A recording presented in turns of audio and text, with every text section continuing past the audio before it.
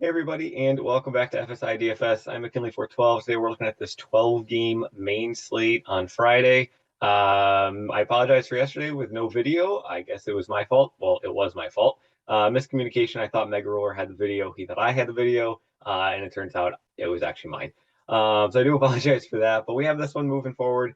A lot of great pitching up at the top.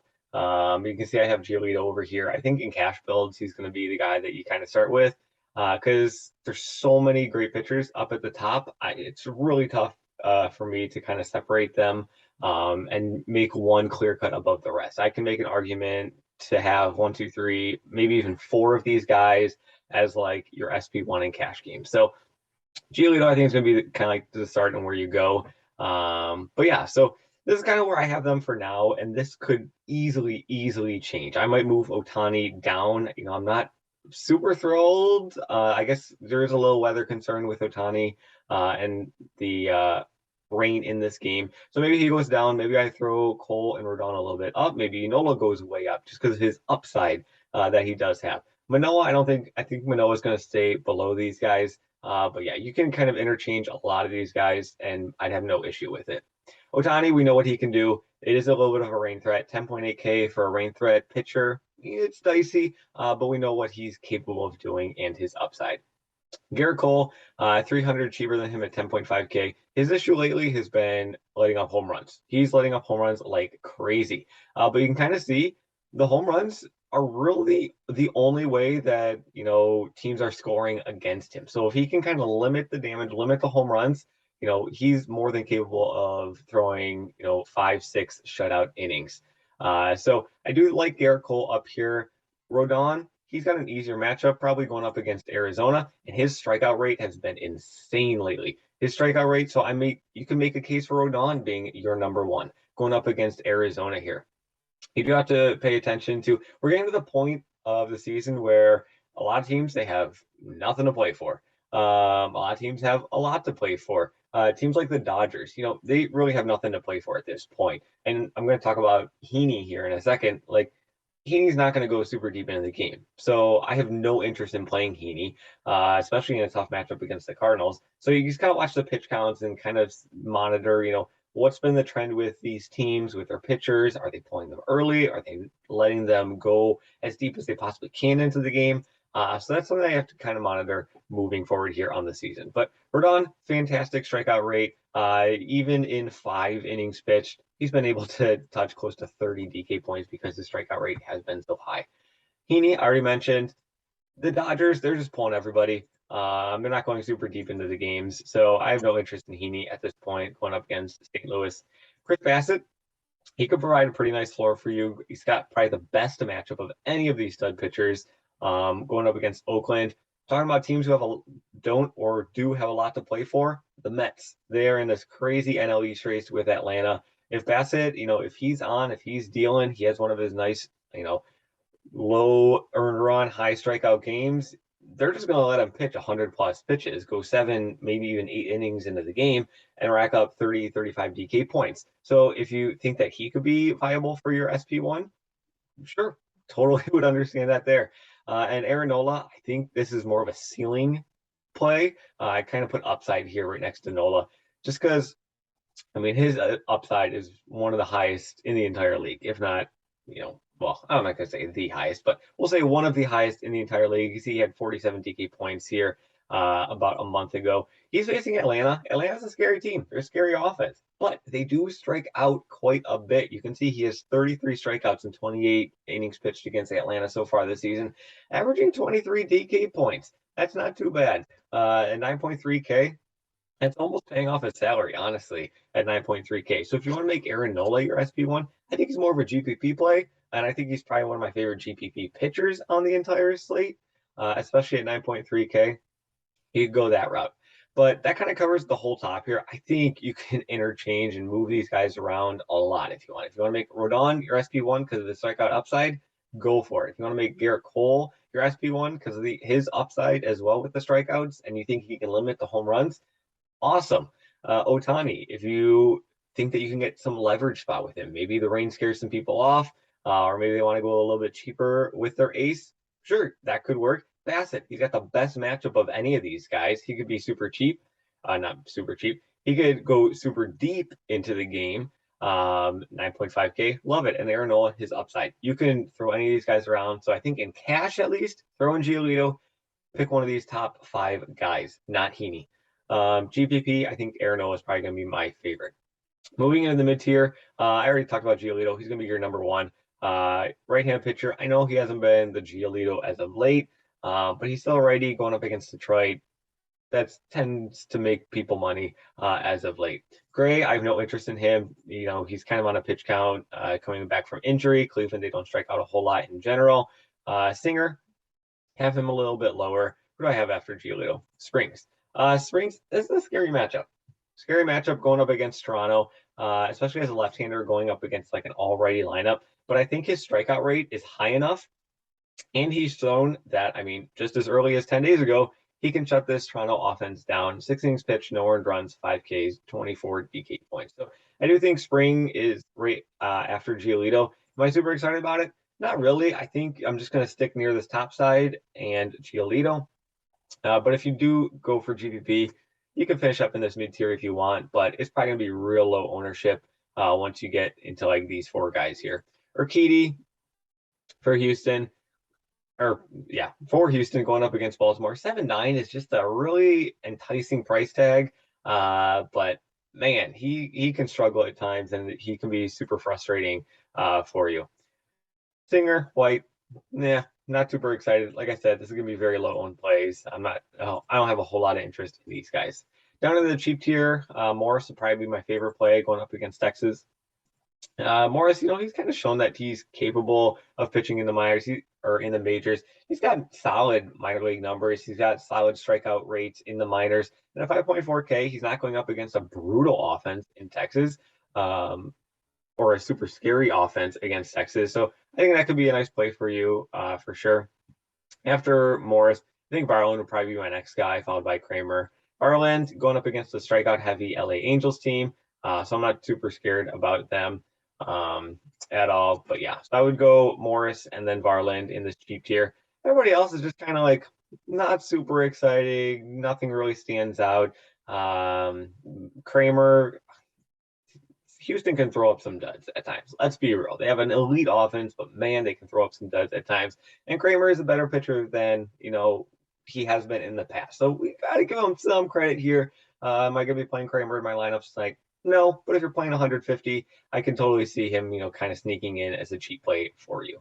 So that kind of covers the pitchers. Giolito, I think, is going to be your start in cash, and then fill out with one of these 5 stud aces. Nola's probably my favorite GPP play, and then just kind of fill in whoever you want after that.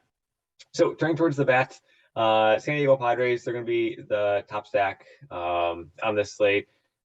DK didn't price them up at all. First game of Coors, I don't know, maybe that was the reason, but they didn't price anybody up at all. So, I mean, Juan Soto, 5.4K, he's going to be like the first lock into my lineup and probably into your lineup here, especially in cash games. But Soto, Cronenworth, Josh Bell, even Profar at 3.7K just seems a little bit ridiculous and super cheap. Machado, 5.4K. I mean, you can have a super, like, here, I just built a 5-man San Diego stack. I got Giolito going up against the Tigers as a right-handed pitcher. And we'll just throw in Carlos Rodon, 10.3K, smack in the middle. What does this leave us? 3.1K remaining for a catcher, a shortstop, and an outfielder. More than capable, very easy to fill in kind of that lineup from there. Ohtani, you're looking probably a little bit under 3K remaining for your bats. But if you go down to Bassett, you're looking at 3.4K remaining for a catcher, shortstop, and outfielder. So San Diego, super cheap. They're going to be not super cheap, but cheap in comparison to the matchup that they're in. But yeah, San Diego is going to be the top dog on the slate in terms of bats. Colorado's going to be right behind them, going up against Manaea. Manaea can certainly struggle. Let me clear out the San Diego here. And if we are going to be targeting Colorado going up against Manaea, they do have some cheap guys that you could be targeting. Daza at 3K, he can bat high up in the lineup. He'll have a nice righty-lefty matchup there. Toglia at 3.6K, he's first base or outfield eligible if you want. Grichuk, he could be leading off at 4.1K. I just have a lot of guys. Cron, make sure he's in. He is day to day, but 5.2K. So maybe you put Cron at first base and Toglia goes on down. I don't like stacking like all outfield from the same team. I feel like it really hinders and limits like the stacks that you can pair them with, because it's not often that you can find a 4-man stack that doesn't include any outfielders at all. So it is kind of difficult at when you have to fill out 3 outfielders from the same team. We see that with Houston a lot, or we did see that with Houston a lot when we had like Alvarez, Tucker, and Brantley taking up all the outfield spots. It was kind of tough to target Houston as like a big stack and pair them with another main stack, just because you not having an outfielder in that secondary stack is difficult.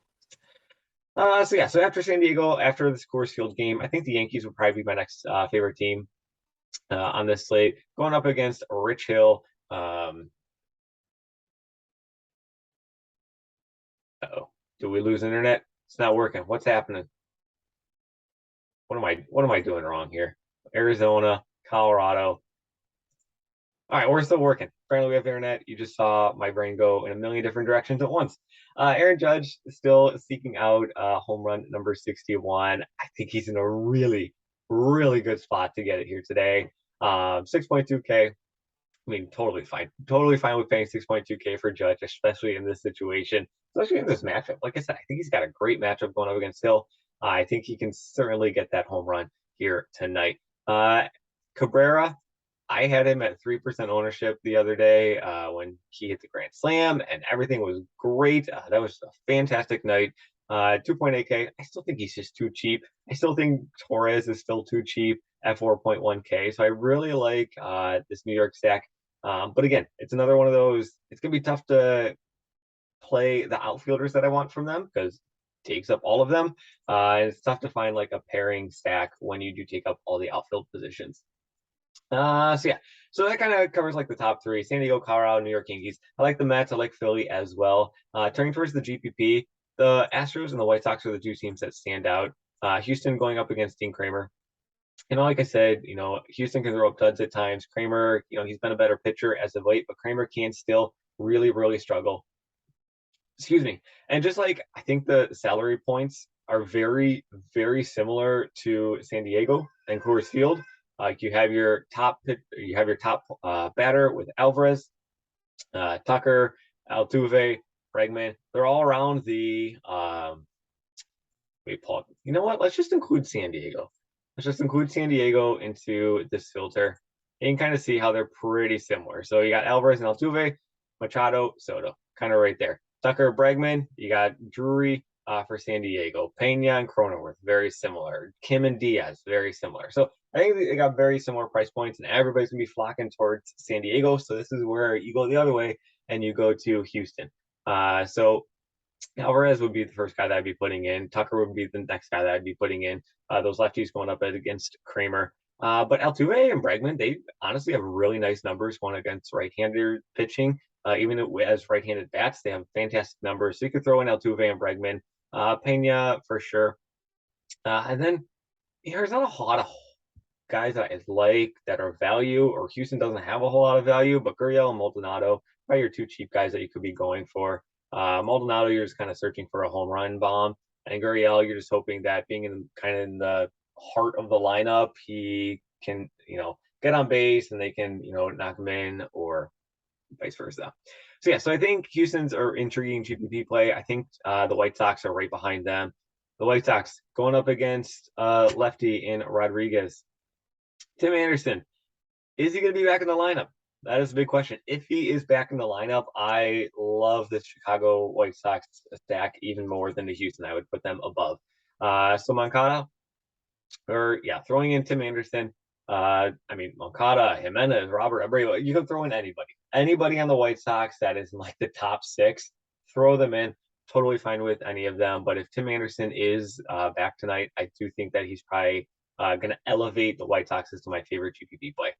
After that, Cleveland, Baltimore, St. Louis, some cheap teams that you could be targeting. Texas, they have some cheap bats that you could be targeting. Kansas City as well. San Francisco. And then everybody else just kind of rounds things out. Some leverage plays, 150 stacks. So So yeah, so that kind of covers everything on this slate. I just kind of realized I'm not sure, 100% sure I'm sharing both screens right now, so I'm not sure if you're able to see the Excel spreadsheet with where I have everybody ranked. But yeah, so just kind of cover everything. I have Otani, Rodon, Cole, Nola, Bassett, just kind of like all interchangeable. You can fill them out however you want. Manoa just kind of right below there.